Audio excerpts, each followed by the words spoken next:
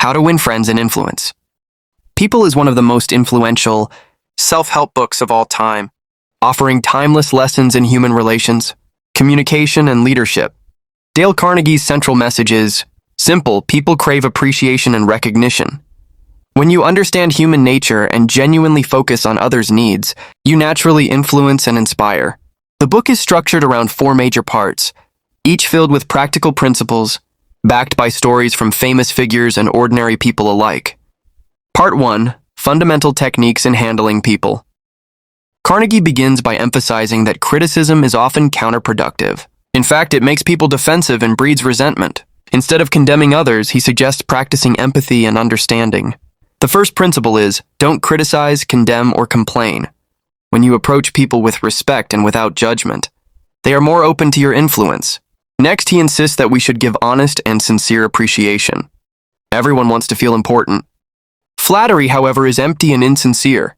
Carnegie urges us to look for something truly admirable in others and acknowledge it. Appreciation, when genuine, becomes a powerful force in human relations.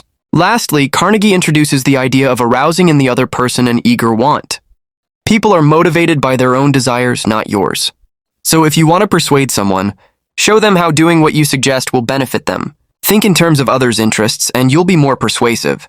Part 2. 6 Ways to Make People Like You. This section explores how to build instant rapport and lasting relationships. Carnegie explains that one of the simplest ways to win people over is to be genuinely interested in them. Ask questions about their lives, listen actively, and remember small details. People are naturally drawn to those who take a sincere interest. He then emphasizes the importance of a smile. A smile is a universal sign of goodwill and makes others feel welcome. Combined with using a person's name, which to them is the sweetest sound in any language, you create warmth and connection. Remembering and using someone's name shows that they matter. Next, he encourages us to be a good listener. Let others do most of the talking. People love to talk about themselves and their interests. Ask open-ended questions and listen with genuine curiosity. This builds trust and likability. The 5th principle is to talk in terms of the other person's interests. Find out what excites them, and use that as the basis for conversation. And finally, make the other person feel important, and do it sincerely. Validation and respect build lasting friendships. Part 3. How to Win People to Your Way of Thinking. This section moves into persuasion and influence. Carnegie begins by stating, the only way to get the best of an argument is to avoid it. Even when you win an argument, you might lose a friend. It's better to seek mutual understanding than to be right. Next, he recommends never saying, you're wrong. Instead, if you believe someone is mistaken, show respect for their opinions and gently guide them. If you are wrong, admit it quickly and emphatically. This disarms the other person and builds credibility. The next few principles revolve around how to approach conversations. Begin in a friendly way, and get the other person saying yes immediately by highlighting common ground. Carnegie encourages the Socratic method, asking guiding questions to lead the person to your conclusion on their own. Another key technique is to let the other person do a great deal of the talking. People will support what they help create. Ask for their ideas, listen, and incorporate their input. Also, try honestly to see things from the other person's point of view. Empathy creates bridges. Appeal to nobler motives such as fairness, honesty, or family, and people are more likely to rise to their best selves. Use dramatic techniques and storytelling to make your point more memorable. And lastly, throw down a challenge when appropriate. People rise to the occasion when they feel motivated and respected. Part 4. Be a leader. How to change people without giving offense or arousing resentment. This final section is about guiding others constructively.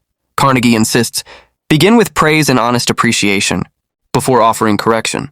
Then, call attention to mistakes, indirectly, perhaps by asking a question rather than giving a command. This helps save face. He also suggests talking about your own mistakes before criticizing others, making you more relatable and humble. Then, ask questions instead of giving direct orders, which fosters cooperation rather than resistance. Always allow others to save face. Preserve their dignity even when they're wrong. Praise the slightest improvement. And give the other person a fine reputation to live up to. People rise to the level of belief you show in them. Finally, make the fault seem easy to correct. If someone feels a task is achievable, they are more likely to take action. And always, make the other person happy about doing what you suggest. If they feel like they are winning, they will cooperate enthusiastically. Conclusion. timeless wisdom for modern lives.